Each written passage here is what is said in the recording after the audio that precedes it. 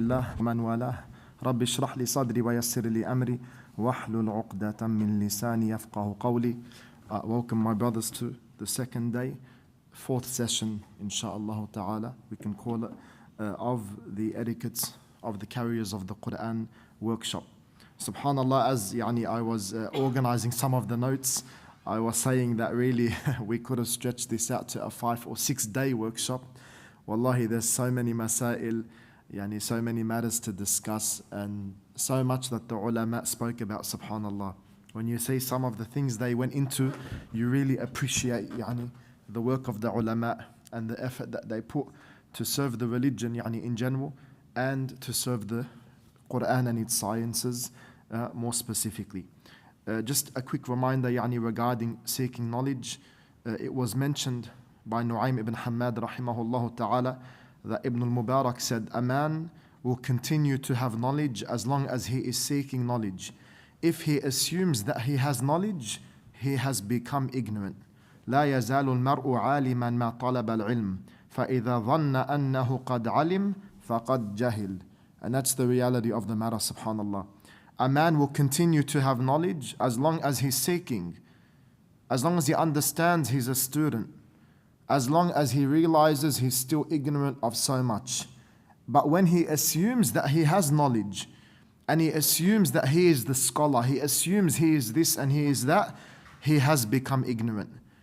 And Ibn al-Mubarak rahimahullah ta'ala was asked, until when, for how long are we going to seek knowledge, or will you seek knowledge? قيل لابن المبارك إلى متى تطلب العلم? Until when are you going to seek knowledge? And this is a giant scholar already of the Salaf. قال حتى الممات إن شاء الله. He said, until death, inshallah. لعل الكلمة التي تنفعني لم أكتبها بعد. It could be that the word, perhaps the word that is going to benefit me, I have not written. Wallahi brothers, it's such a profound statement, because as I said yesterday, so many times we might think that I've taken this topic, I've taken this subject, I've heard this topic, etc.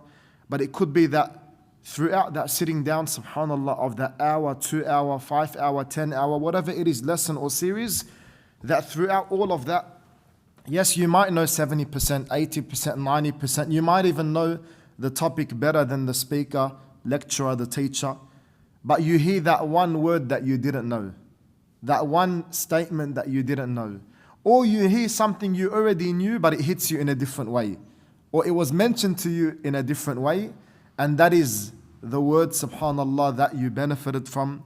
And then you take that with you, and insha'Allah ta'ala, really act upon that. The etiquettes of the student, insha'Allah, brothers, we're going to be mentioning just some more of the theory, which we're going to continue from yesterday, and then continue into certain masail. And like I said at the start, there are so many matters to discuss and really talk about, and I'm certain actually that we're not going to get a chance to finish them all, but we'll see how much we can get through, insha'Allah ta'ala. The etiquettes of a student, my brothers, first and foremost, it's important to understand that we are students, and the importance of being a student, and the importance of having a shaykh.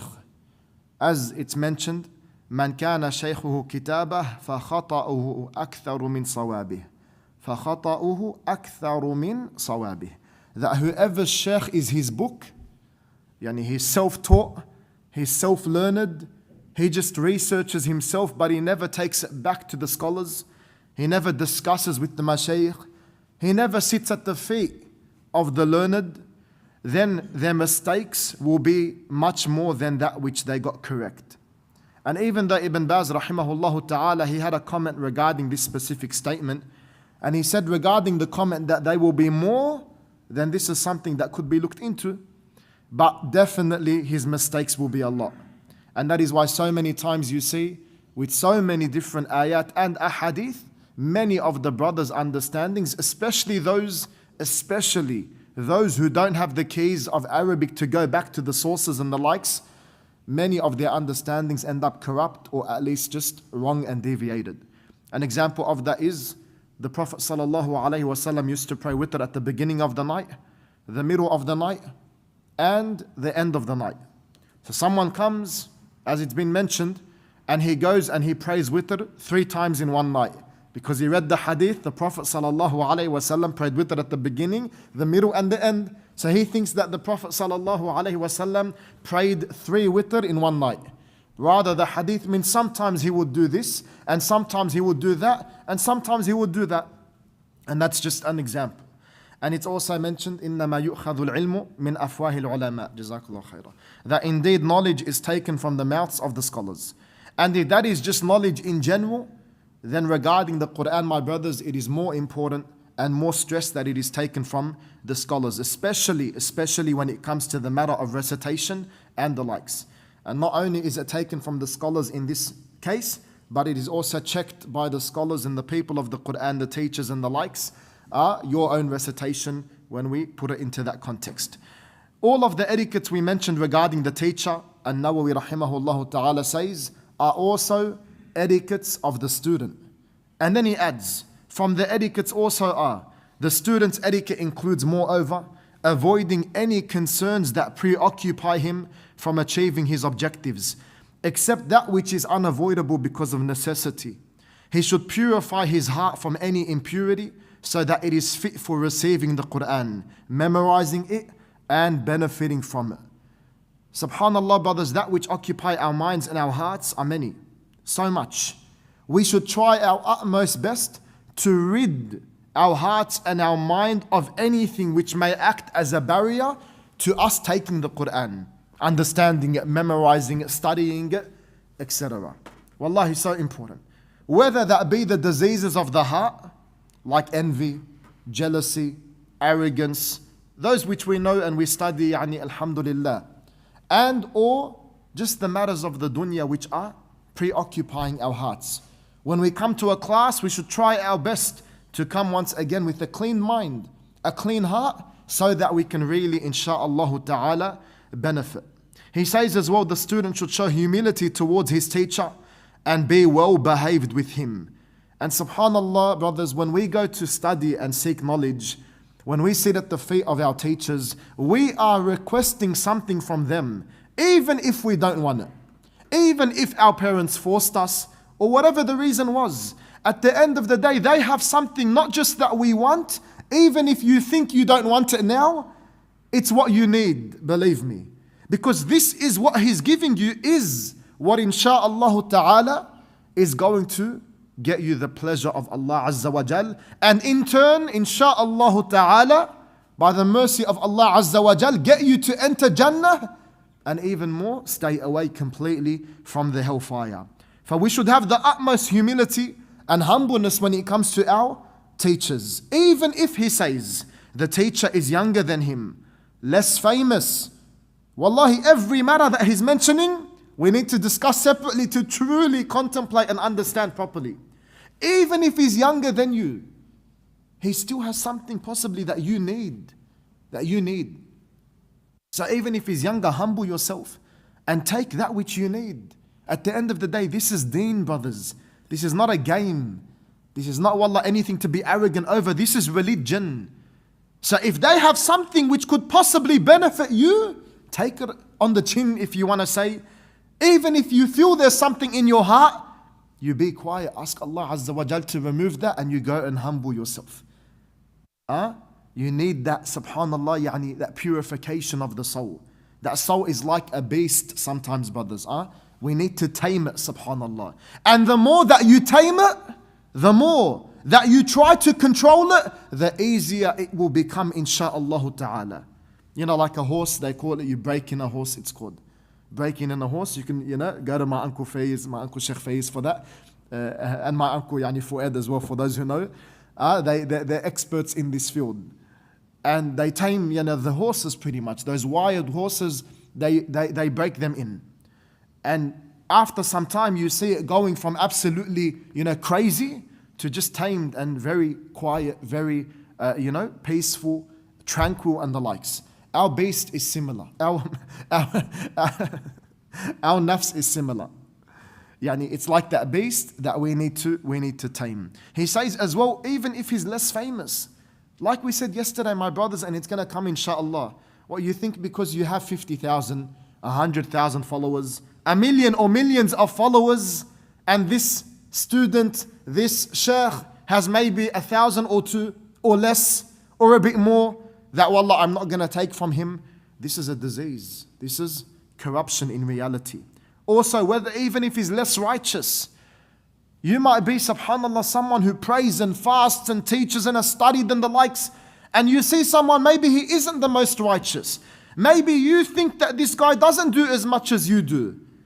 But for the sake of Allah Azza wa Jal, you humble yourself and you go to him and you take that which is going to benefit you.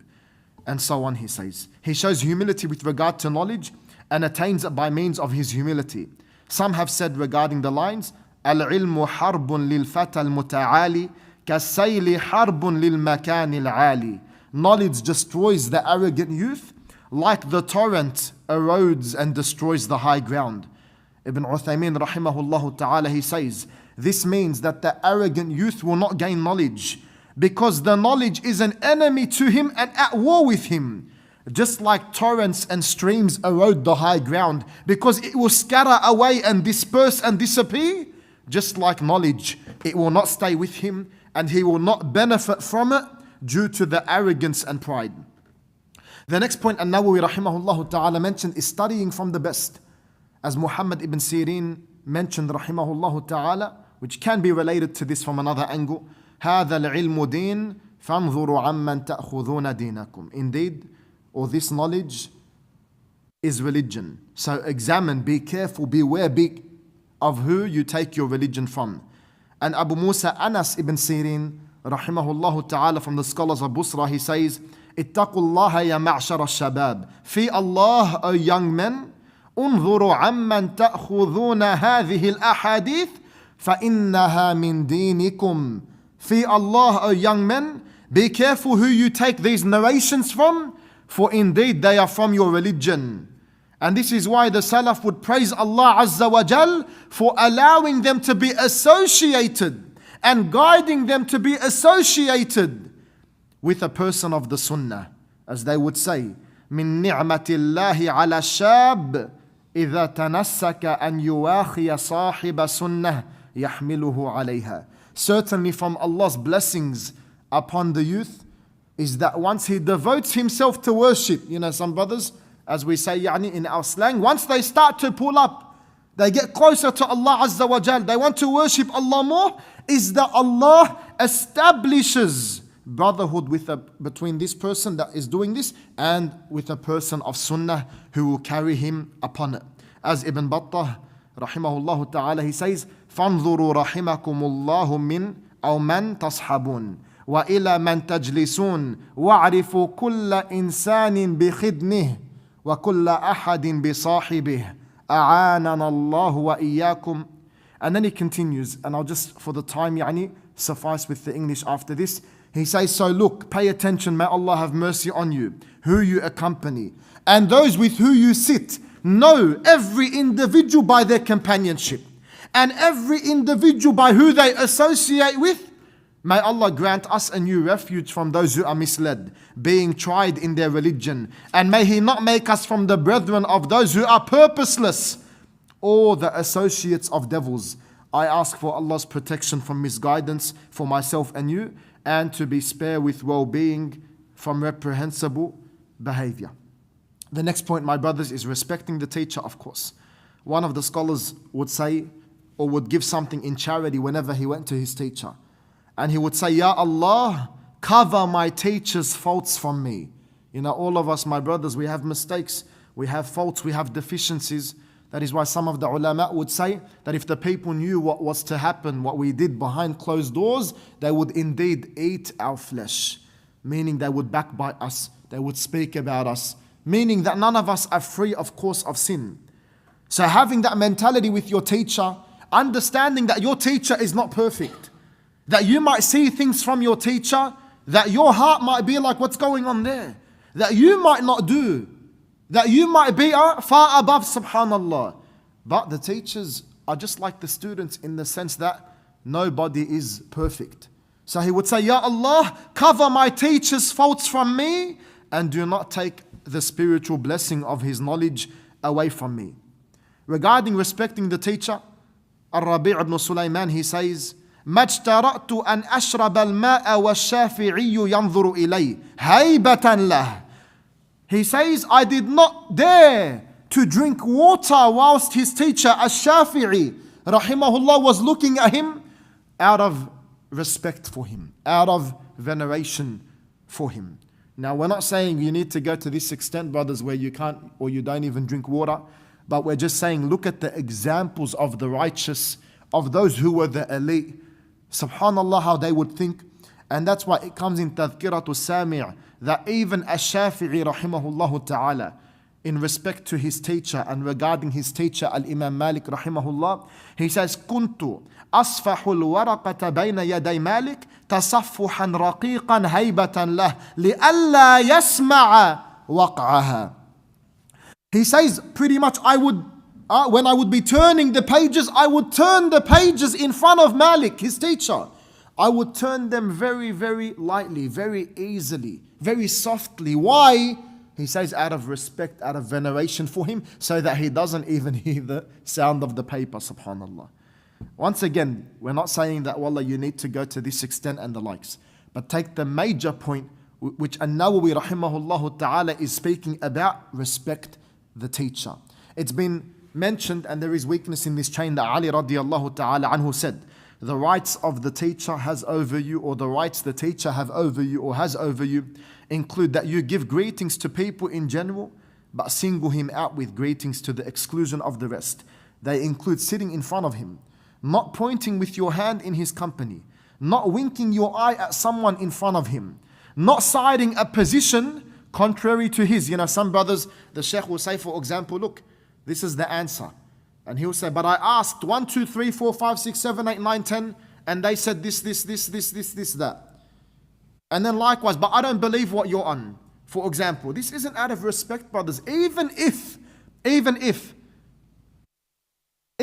you agree or you disagree, sorry, Jazakallah khair. What is it? Okay, because I got a hot chocolate, I think. Too much caffeine. Jazakallah khair. So even if, brothers, that you disagree with your teacher, maybe you've studied the matter already, and you're seeking his advice, or you're getting his opinion, or you want further clarification, it is not from the etiquettes to sit there in his face and tell him, yeah, but I don't view this. You asked him the question. He's answering you according to his knowledge. There is no problem with a respectful questioning, a respectful discussion, and things like this. But to answer in a way that is disrespectful, as if that you are his teacher, and as if he asked you the question, this becomes problematic, my brothers, with the mentalities. And just to clarify, there is no problem questioning respectfully in the sense that further clarification, trying to gather between two things that maybe seemingly to you are contradictory, things like this. He says, likewise, not backbiting anyone when you're in his presence. Now, why would he say when you're in his presence when we know it's haram to backbite anyone generally anyway? Because in the presence of your teacher, it's further problematic. Further problematic. It's like saying, for example, now, brothers, you backbite someone, we know it's haram. Then you backbite someone in front of Rasulullah sallallahu alayhi wasallam. It's even more, subhanallah, problematic, as I said. And likewise, not conferring with someone sitting near you whilst in his audience, whilst in his gatherings, not sitting there differing and arguing with, things like this, not grabbing his garment. Some brothers, of course, you know where they're coming from, and they try to be respectful. But when they grab you, when they want to salim to you, for example, they'll grab your thawb and they'll pull you towards them, and then they'll start grabbing you from the back, oh Sheikh, and things like this.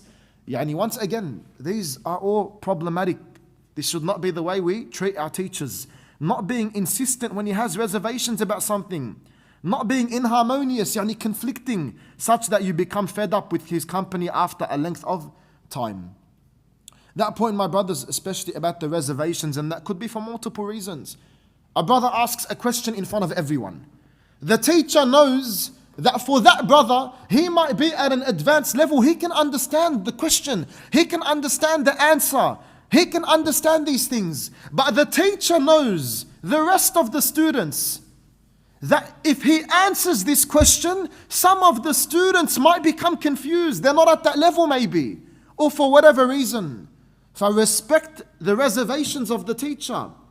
And even from another angle, if the teacher has things to do, don't pressure too much, brothers. Some brothers, when it comes to some du'at or mashayikh or whatever, they want to, for example, spend some time with them outside of the lessons and the likes. And this is something that every sheikh advises. If he has the time, of course, we love to spend time with the brothers. Meaning the mashayikh love to spend time with the brothers. Believe us, brothers, as I said yesterday, wallahi, some of our seniors, the time they give you, if they have the time, is ajib.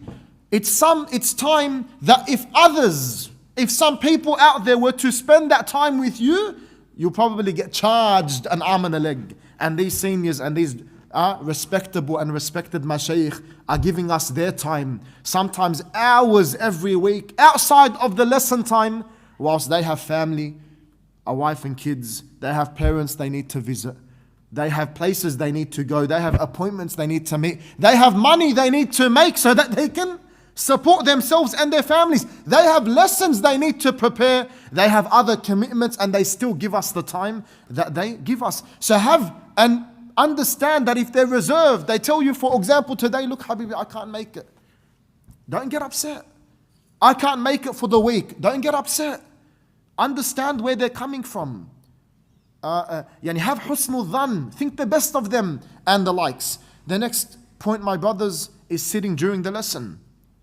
The student should also have good etiquette with his companions, and those attending the assembly of the sheikh, since this is also having good etiquette with the sheikh and preserves the dignity of his assembly. Brothers, imagine now, let's just say 20 of you guys or 30 of you guys were sitting, for example, all of you lying down in the lesson like this, just kicking back, lying down on your backs. It doesn't preserve the dignity of the assembly. What are we studying? How to become a mechanic or a plumber or something? We're studying Islam. We're learning about Islam. We're learning about what Allah has informed us. We're learning about Allah, about Rasulullah sallallahu alaihi wasallam. So we should come in a good and with a good mindset, and we should not do anything which could possibly take our minds off, confuse us, or distract us or distract others and the likes. And that is why, for example, sometimes even brothers, maybe they're using the masabha. They're playing with or they're doing something and making noises and things like this, and there's a lesson going on. Even if you yourself aren't listening or don't want to listen, don't distract or don't destroy the dignity of that assembly. Others are coming to learn. If you're not going to do that, or you want to play around, or you want to make noise, then step outside. Or don't come, for example. Subhanallah, the things we've seen, brothers, wallahi, I would love to go off onto other topics and things like this, and stories and experiences, but the time, subhanallah. He says he sits in the presence of the sheikh in the manner of a student. Where's a proof for that, brothers? A beautiful proof. The hadith of Jibreel alayhi salam. Jibreel alayhi salam came. If someone was to see him, he'll think that he's the student. When he came in the form of a man, in one of the versions, it says, كَادَ رُكْبَتَاهُ تَمَسَّانِ رُكْبَتَيْهِ, that his knees pretty much almost touched the knees of the Prophet sallallahu alaihi wasallam. The sitting of a student with his teacher. Now someone looking at the hadith or looking at the situation, they'll think that Jibreel was the student alayhi salam.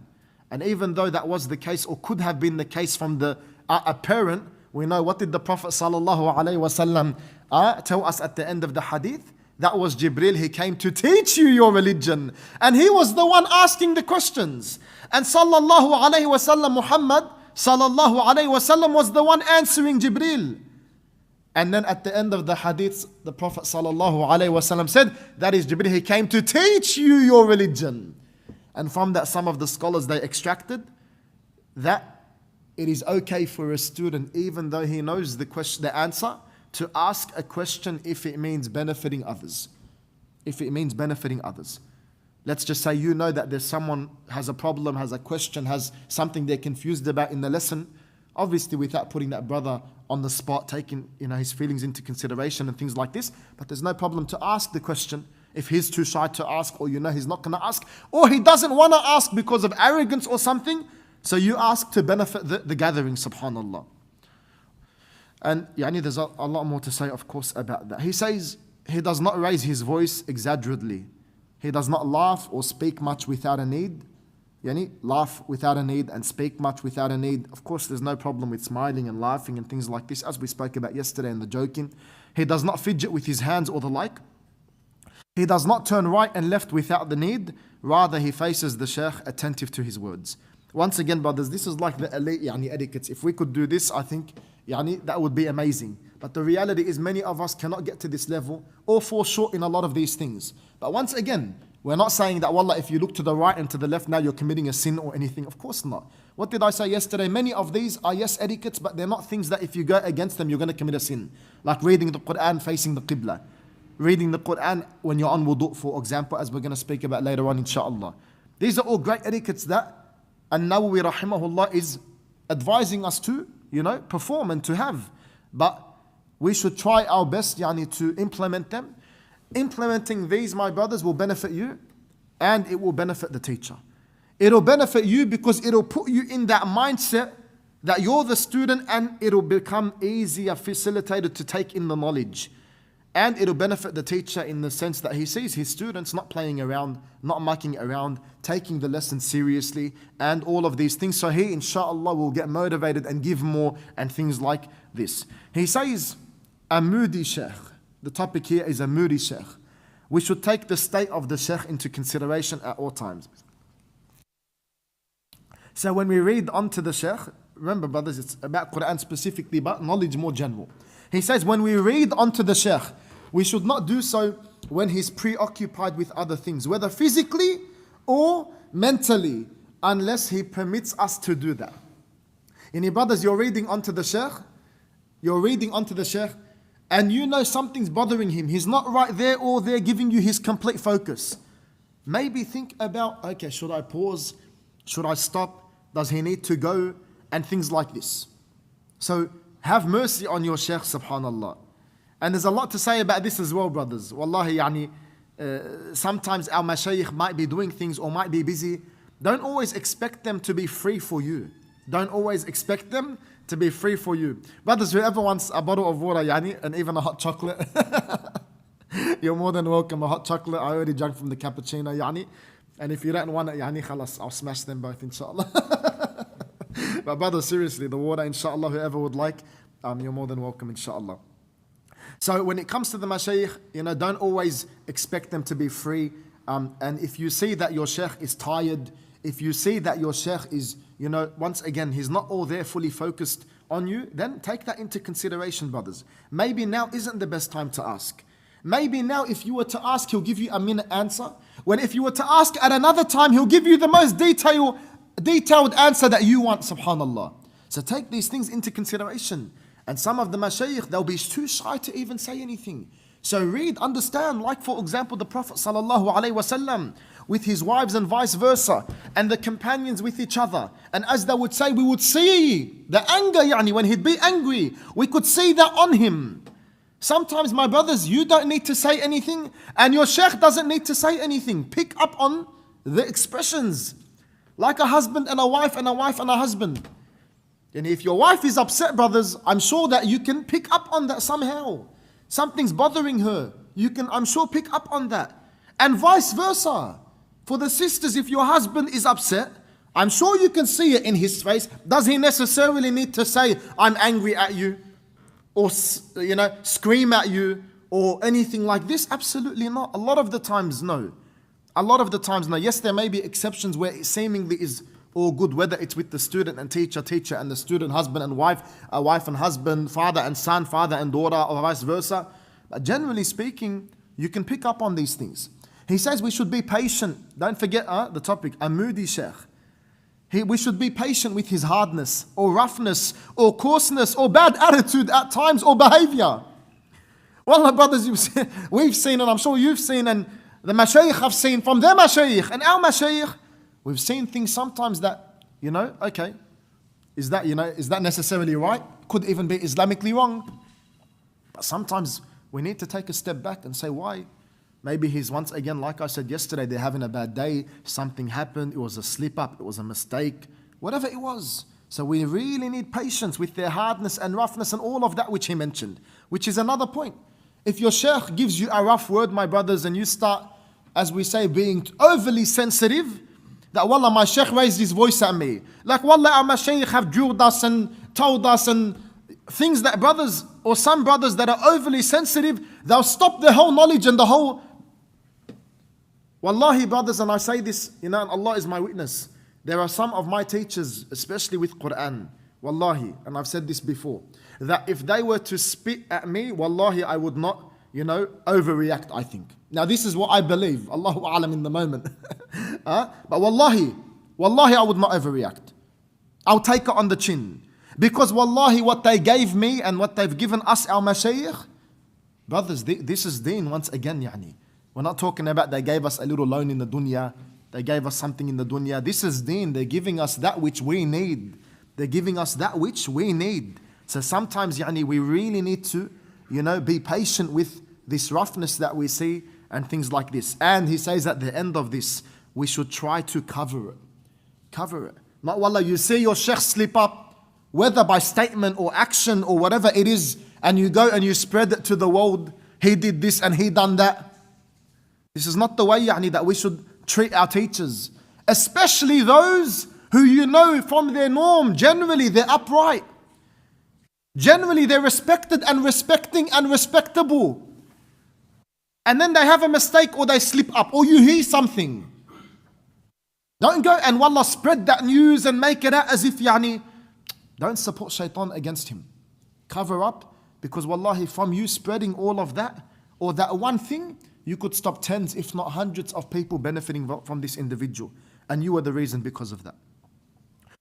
It has been said, whoever is impatient with the humiliation of learning will spend his life in the blindness of ignorance. And whoever is patient with it will eventually lead to the glory of this life and the next. The student's etiquette encompasses the famous statement from Ibn Abbas radiallahu anhuma, where he said, I was humble when I studied, so I was respected when I was sought. When people start to seek me out for studies and teaching. How excellent is the one who said, whoever does not experience the taste of humility for an hour will spend eternity humiliated. And we can take, brothers, from the hadith of Abdullah ibn Mas'ud radiyallahu ta'ala anhu, when he asked the Prophet sallallahu alayhi wasallam, which action is best? Which action is most beloved to Allah?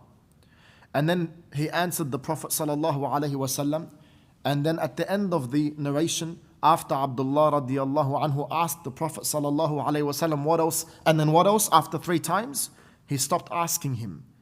Why did he stop asking him? He says, وَلَوْ اسْتَزَادَنِي وَلَوْ اسْتَزَدْتُهُ لَزَادَنِي. That if I had asked him more, he would have continued, the Prophet sallallahu alayhi wasallam, to answer me, to give me. But he says, مَا تَرَقْتُ أَسْتَزِيدُهُ إِلَّا إِرْعَاءً عَلَيْهِ. I did not leave off asking him and continuing except out of consideration for him. Except out of consideration for the Prophet sallallahu alaihi wasallam. Also, brothers, general points. Between lessons, to utilize the time. Between lessons, revise the lessons, prepare for the next lessons and things like this. Be determined.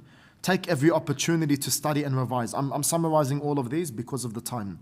Don't overburden yourself. How many brothers get burnt? They get into knowledge. They want to stray away from not attending a single lesson a week. Not even attending the masajid possibly except on a Friday. And they want to go full steam ahead, 6-7 lessons a day. Things like this. We need to as well ensure that we're not overburdening ourselves. Even though if you can and be consistent on that, because consistency upon the act of worship is very important, brothers, as we're going to see very shortly, inshallah. If you can, alhamdulillah. But be careful that you don't burn yourself out. Likewise, be consistent, as we said, prepare the lessons and revise them. Wait patiently for the teacher, even if they're late. And if they're late, out of respect for the teacher, is not to sit there, try to run amok on him, oh, you're late, and why were you late, and all of these things. Khalas, he was late. Look at Abdullah ibn Abbas radiyallahu ta'ala anhuma. When he would wait for some of the companions because of a hadith he wants to know about, or ask something or things like this, he would wait pretty much at the doorstep. He would wait, He wouldn't sit there, come out, I need you now. This is Abdullah ibn Abbas, the Mufassir. Habrul Ummah.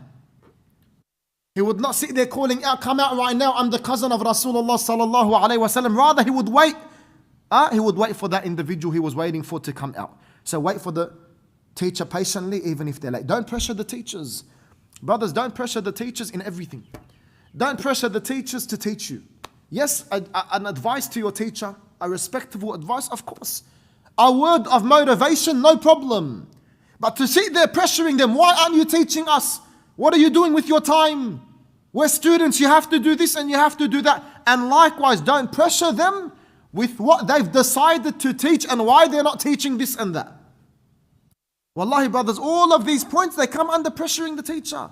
As we said yesterday, the teachers know they give you what you need, not what you want.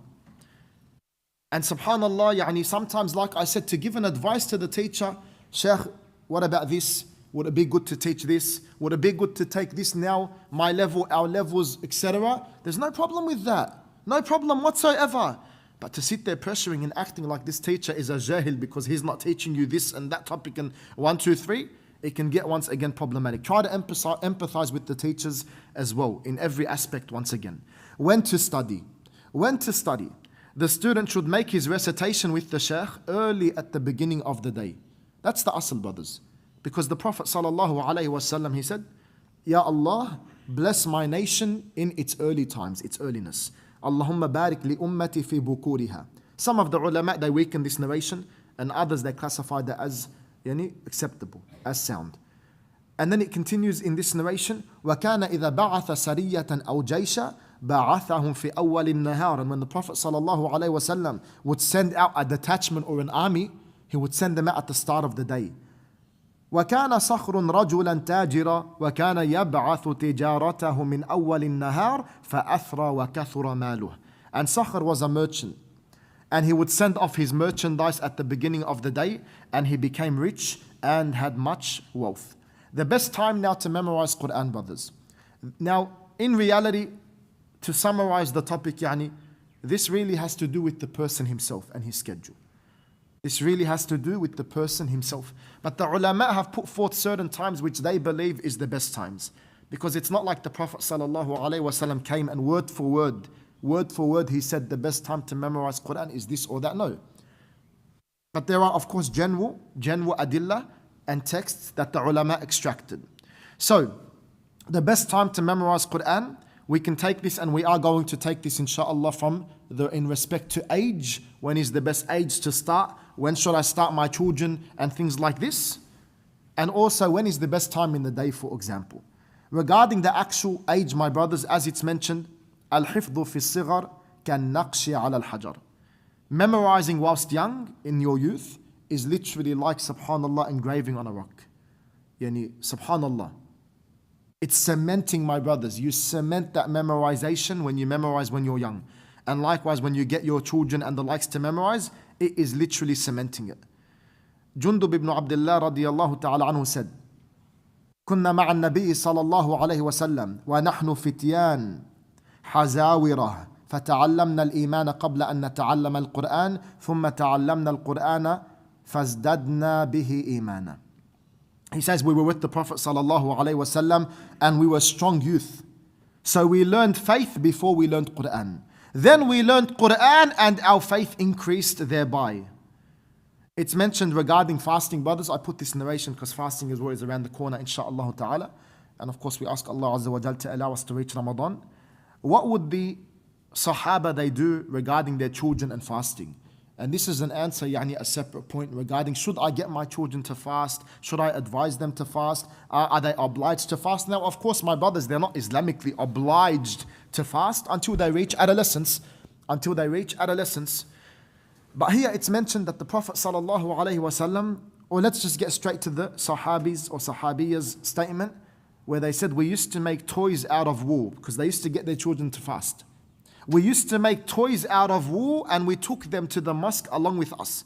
So when the children would ask for food, we gave them these toys to play with, and these toys would make them forget until they completed their fast. Now obviously, brothers, if you know though that your child needs to eat and the likes, you don't go just khalas, go play with the game and the kid is suffering, for example. Absolutely not, But if your child can handle it, then of course it's good to start training them. and begin to train them and the likes. So in reality, it goes back to the ability of the child. If your child is 2 or 3 or 4 and they can start, beautiful. And generally speaking, brothers, a child that is about 3 or 4 years old, they definitely can. And of course, you start them with the small ayat, with the small surah and the likes, as the ulama have advised, juz amma and things like this. But generally speaking, by the time the child is 3 or 4 years old, generally speaking, they can definitely start to memorize something. Yes, it needs patience. For example, it's like you're teaching your kid mathematics. I'm talking about the side of patience now. So a child is a child, my brothers. You can't expect him to be like you. You can't expect him to just understand something like that. You need to be patient. Like you might tell your kid, teaching him mathematics, basic addition and subtraction, 2 plus 2 equals 4. 2 plus 2 equals 4. You told him it 10 times now. After 10 times you ask him, what's 2 plus 2? He'll tell you 3. He'll tell you 10. This is a child, my brothers. You can't expect them to be completely switched on regarding these matters. So memorization is the same. You might tell them an ayah 50 times, but they still might not get it. But that's okay, they're children. At least you're training them and you're training their mouth to get used to the letters, the characteristics and attributes, the pronunciation and things like this. It's so important, my brothers, when it comes to your young children and your young family members, that you do teach them from a young age. And like I said, from personal experience, 3, 4 years old, they should get started straight away on those short surah, if not even 2 years old, and possibly even a bit before that, once again, depending on the child. So by the time they hit 6, 7, 8, they should have a decent amount of those short surah memorized in reality. What about the best times for memorization? The best times, as Ibn Jama'ah, rahimahullah ta'ala, he says, أجود الأوقات للحفظ الأسهار. أجود الأوقات للحفظ الأسحار. The best of times for memorization is the time before dawn. The time before dawn. Al-Khatib, he says, rahimahullah, he says, اعلم أن للحفظ ساعات ينبغي لمن أراد التحفظ أن يراعيها فأجود الأوقات السحر. Know that for memorization there are hours that whoever intends to memorize needs to pay attention to and observe. And the best of times is the hours before dawn. And he says the best time to memorize is the last parts of the night, meaning before dawn once again. Then the middle day, then the morning. And memorizing at night is more beneficial than the memorization of the day. The time when one is hungry is more beneficial than the time when one is satisfied. Because when one is satisfied, brothers, he gets a bit lazy and things like this. And we all know that, I think, in Ramadan, if you have a big feast after fasting all day, the last thing you want to do, subhanAllah, is pretty much get active and things like that. You straight away want to go and rest and sleep or whatever it is. And memorizing, or the time when one is hungry, is more beneficial than the time when one is satisfied. The best place to memorize is in a room, and every place that is far away from distractions. And that's why some of the ulama, they spoke about not memorizing even in places of greenery and things like this. They said because the person's going to get distracted. But does that mean now, brothers, that applies to me necessarily? No. Maybe I go outside. Once again, don't forget, people are different. Maybe I go outside in a form or in a scenery and greenery on a farm or something like this. And this is what, makes me energetic. This is what opens my mind. Ibn Uthaymeen rahimahullah ta'ala, when discussing the topic, he mentions that this can differ from person to person. And he says that he believes everyone should memorize according to their preference. He said, the best place to memorize is in a room, and every place that is far away from distractions. That is everyone being alone in his room, in a room above or in a room below. That is better because this is further away from distractions. For that's the whole point. That place which you will not be distracted in will, generally speaking, be more beneficial. Where are we going to memorize, or how are we going to memorize, brothers, better? If we have our phone sitting here, our WhatsApp and Facebook and Instagram and this and notifications in front of us, for example, or if we got our phones put away on airplane mode turned off and we're memorizing. Where are we going to memorize better? If we're sitting focused in a room with no distractions, or if we're sitting, for example, around 5 or 6 babies crying their eyes out, with animals walking around, farm animals possibly walking around, and I don't know what. Naturally speaking, or generally speaking, we're going to memorize, of course, in the place with less distraction. He says it is not praiseworthy to memorize in the presence of plants, greenery in rivers? What's your opinion on that? He was asked. He said some people nowadays, if they want to memorize something or review something, they go out to the open land where there are plants, rivers and valleys, and they find in this comfort and relaxation. However, in reality, a person is overcome by these affairs and scenes. But once again, see where the illah is here? Yani if that's not the case, then there's no problem with that. Everyone's different. No doubt his heart will not be free from memorization because he loves to rest and relax. As for a person for who all settings are the same to him, see, this applies now, then this is something different. What is apparent thereof is that we return to the first principle, and it is that memorization differs according to different people. As for the middle of the streets, then yes, a person wanting to memorize and then going in the streets where people are selling greens and vegetables, then this isn't possible. This is because it will prevent the heart in most cases from being free. Also, my brothers, the student should be mindful to recite what is memorized. Now back to the text. The student should be mindful to recite what he has memorized and revise what he has memorized. He should not give someone else his turn, he says. This is an-Nawawi. He should not give someone else his turn because it's offensive to give preference to someone else when it comes to a deed that draws one closer to Allah. And imagine now, brothers, we're saying, who wants the deed? Who wants to do this good deed? Because it has to do with reward, because it has to do with ibadah, because it has to do with that which is beloved to Allah Azza wa Jal, why would you give that to someone else willingly? You take it. Like brothers, when it comes to the front row, wallahi, I don't understand some brothers, when they gift their spot to someone else. This is the front row, the reward in the front row, the reward in the front row. Why are you gifting your spot to someone else? Subhanallah. As we're going to see inshallah, I put a hadith regarding that.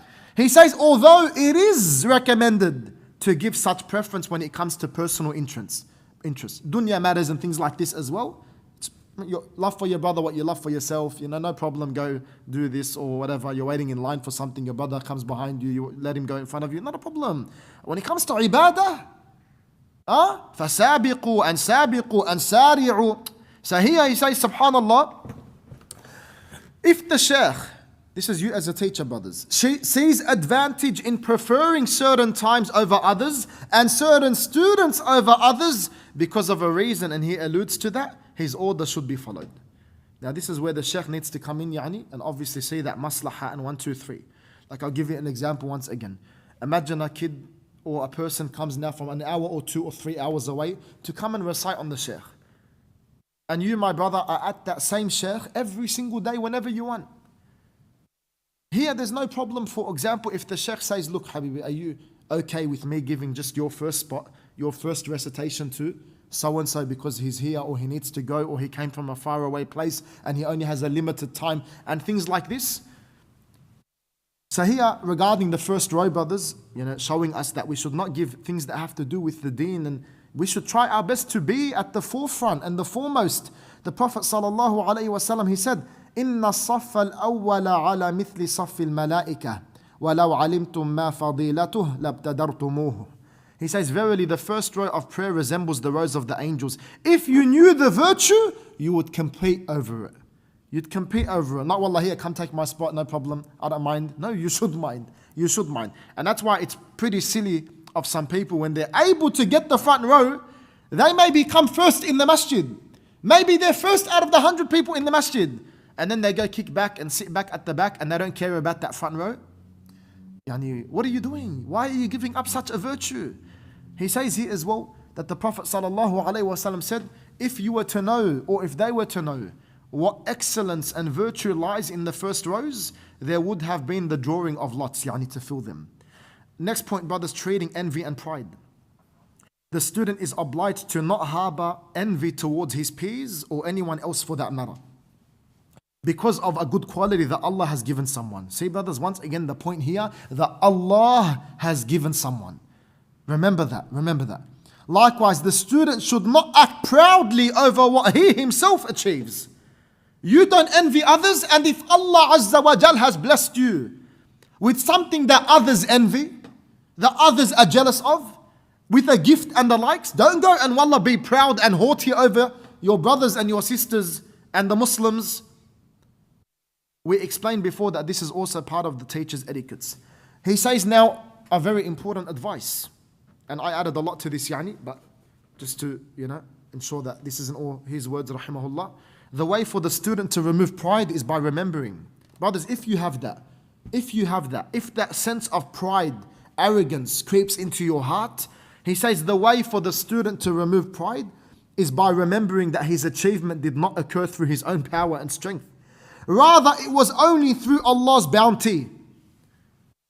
That's why just the phrase La hawla wa la quwwata illa billah and the likes, all of these, if we truly understand them,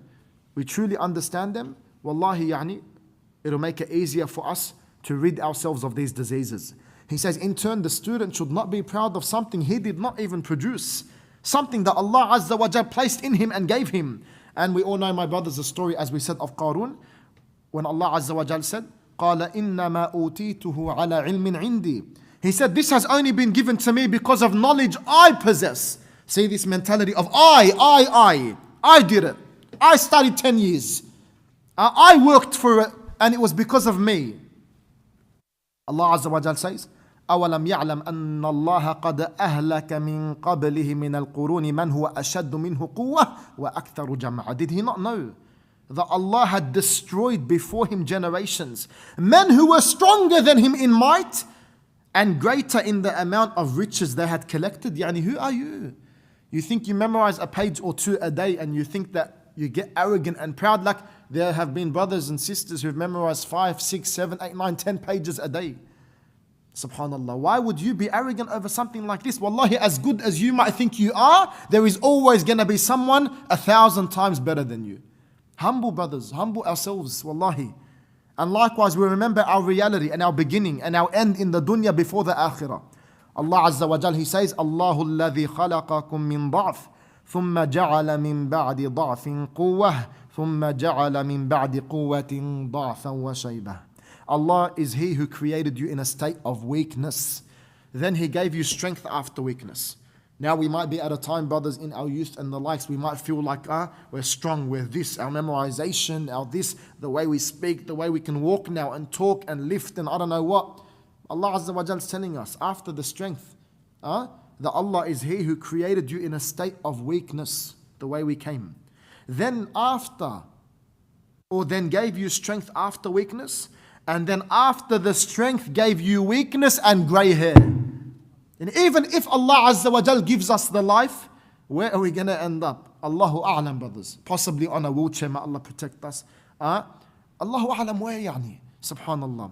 So, and then he says, the way to remove envy is to know with certainty that it was the wisdom of Allah Azza wa Jal that brought a good trait to a person. So one should never ever object to it, nor should one dislike wisdom that Allah Azza wa Jal willed and He Himself did not dislike.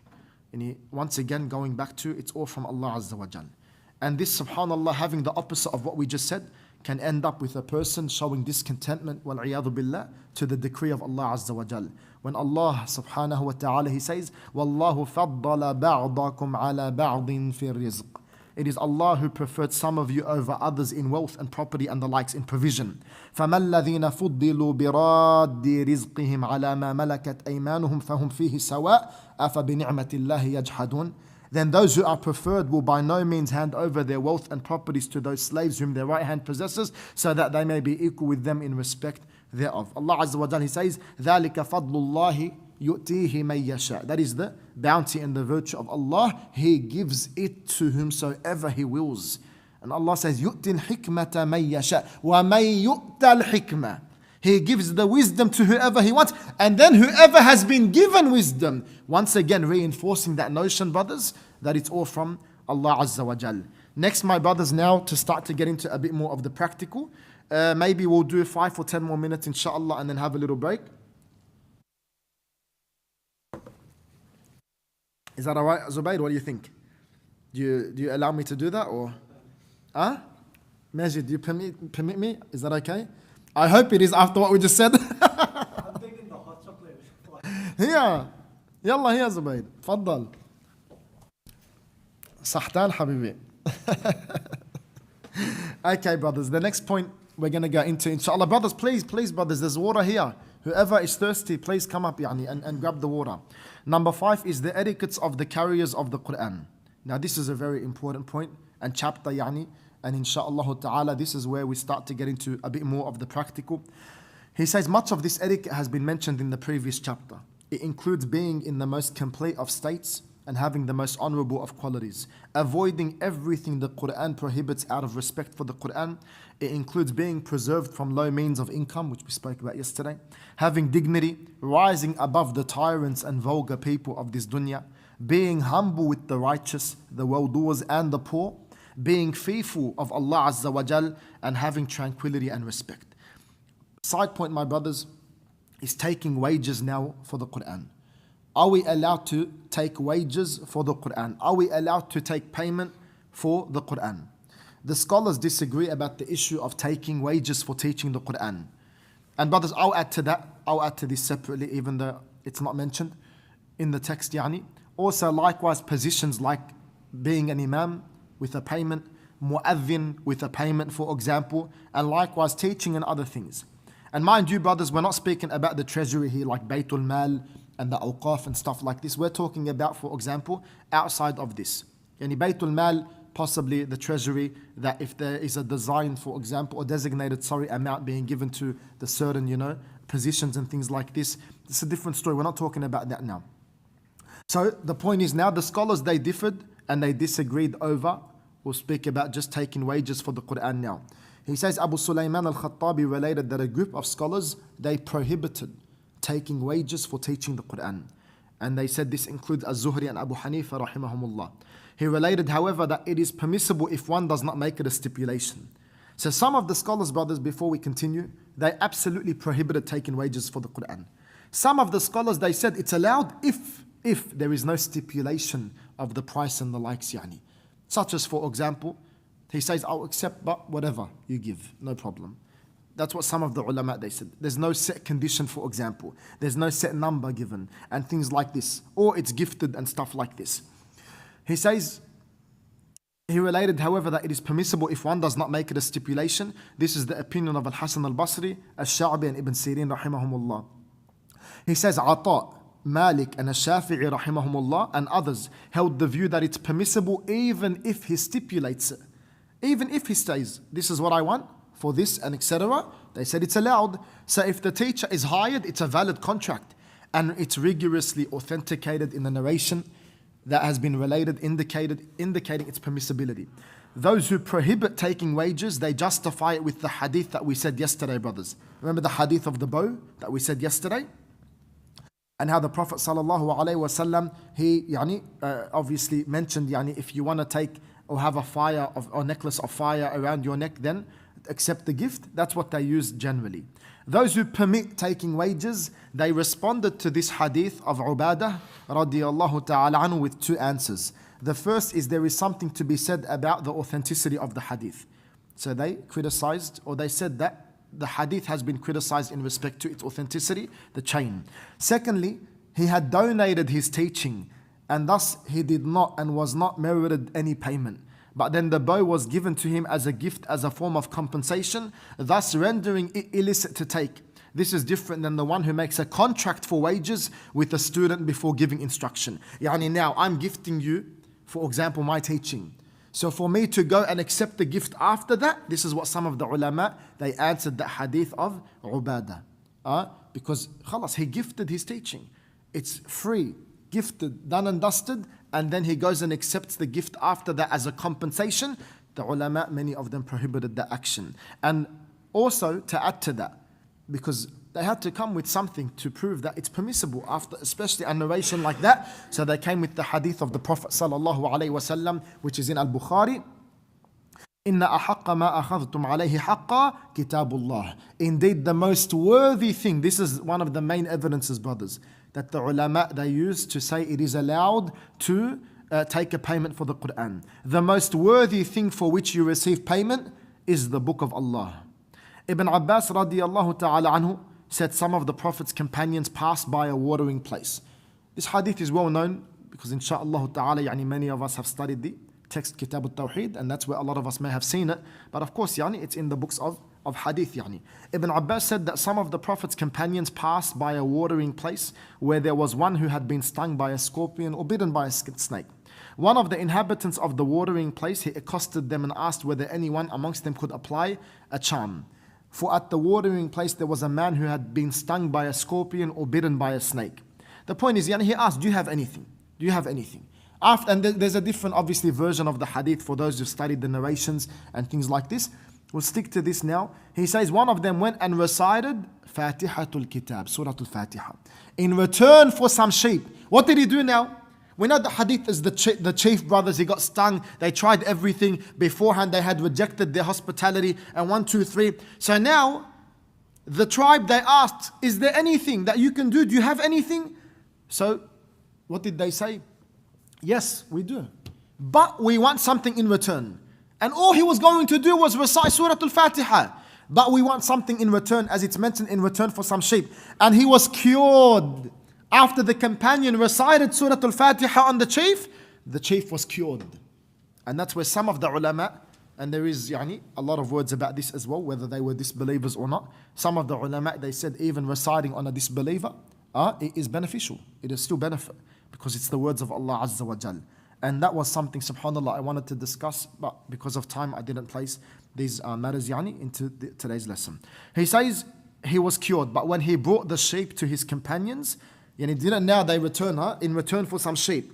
When he brought the sheep to his companions, the companions, it was as if they disapproved some of them. He said, you've taken a payment for the book of Allah? You recited Surah Al-Fatiha and you took something as compensation in return? So when they came to Al-Madinah and told Allah's Messenger sallallahu alaihi wasallam that he had taken payment, a compensation, something in return for the book of Allah, for the Fatiha that he recited, he replied, the most worthy thing for which you have taken payment is the book of Allah. That hadith which we just said earlier. And Bukhari transmitted it. And then another hadith, another riwayah, version, he said, you have done right. Divide them, meaning the sheep and the likes, and give me a share along with you.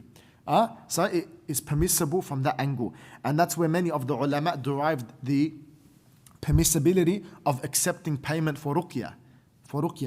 And for those who once again study the text Kitab al-Tawheed, generally speaking, a lot of the explainers will go into these kind of masail because of the chapters in there and 1, 2, 3. Such as, for example, is it permissible to open up a ruqyah center and then also charge for those payment or charge for that service and things like this?